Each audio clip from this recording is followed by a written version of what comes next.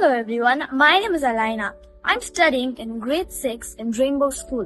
Today I'm here to talk about a serious issue concerning the world. Digital use among school children. Phones, tablets, games. While all of these are fun, what is the limit to use them? These gadgets are a big part of our lives. While technology is helpful, too much use of it can make serious problems. Overuse of digital gadgets can affect our studies, sleep, mental and physical health. In this video, you will see how digital addiction is a matter of concern and what can be done about it. Late nights, bright screens, and tired eyes. Sleep is lost, but the scrolling never ends.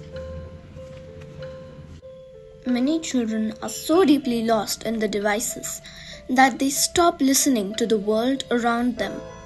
Family voices became background noise, replaced by videos, games, and endless scrolling. What starts as entertainment slowly becomes addiction. From the moment we wake up to the moment we sleep, screens have taken over our lives. In a world full of connections, why are we becoming so disconnected? When the screen is taken away, anger takes over.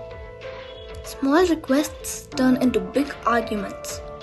Is this just a bad mood or a sign of something deeper? Too much screen time can change behavior, causing impatience, frustration, and even sadness. The more we depend on screens, the less we connect with people. To understand the behavioral pattern, I have interviewed a professor of epidemiology at NIMHANS, Bangalore, to understand their point of view about the digital addiction of children.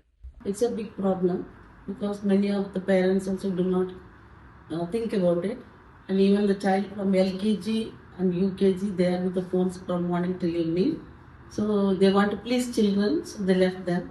So they have fallen into addiction, and today it is very difficult for them to overcome. First of all, children should be taught from the childhood. There are many parents when the baby is about to recognize someone, they start giving, when they cry, they start giving a phone. With that phone, they are able to stop the cry. They are not doing that in the school. They don't have their phones in the school.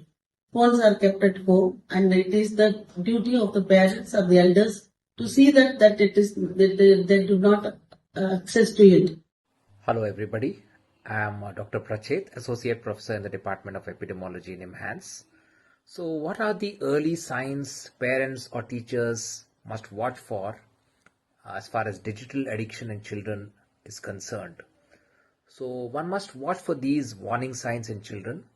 First of all, there's a loss of control. That is, the child cannot stop using screens even when asked. Secondly, there could be withdrawal. That is, when you ask the child not to use the device, he or she might get highly irritated, anxious or angry when asked to do so. Thirdly, there could be tolerance. So what is tolerance? So they need more and more screen time to stay happy, so which is more than the threshold. Number 4, they might neglect their routine activities. So they could skip meals, they could skip their homework, daily chores, or even having a bath for screens. They may lose interest, so they may drop their old hobbies. It could be a sport or any other hobby like music, or they might not enjoy hanging out with friends or socializing anymore. Then there could be sleep issues, so they end up staying late in the night using devices, or they look constantly fatigued and tired. Lastly, they start hiding habits, so they might sneak devices into the bed or even lie to their parents and teachers about screen time. So do look out for these signs of digital addiction. Secondly, what are some practical steps that one might adopt to reduce screen time? So these steps could be very helpful at home as well as school. So firstly, we need to set clear boundaries and rules, define the exact daily screen limits, and ensure that the child sticks to them. Number two, create something like a device-free zone. So ban screens in bedrooms and even during family outings or meals at the dining table. So these days we also have certain technological tools, like we have parent control apps, so one might even install that, or which could help in automatically locking the devices. Number four, so we need to be a role model first. So that's a problem that many of us as parents face. So we ourselves end up using screen for a long time. So we need to put our phones away to show good behavior and set an example in front of children. Establish something called a wind down routine. So turn off all screens at least 1 hour before bedtime. Otherwise, that could affect the sleep. The third question here is how to encourage offline activities.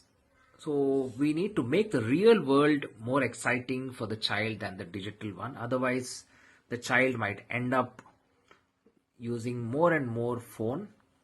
So firstly, find good fun hobbies. So introduce them to sports or painting or cooking or music.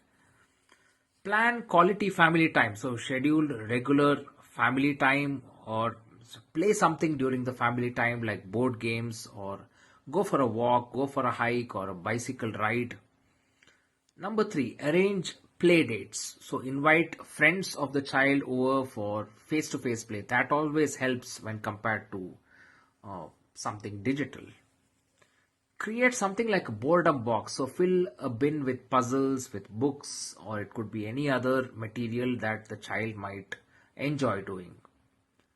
Lastly, always reinforce. Never forget to give rewards. Give positive rewards. Praise them, incentivize them when they choose offline activities over screens. So thank you.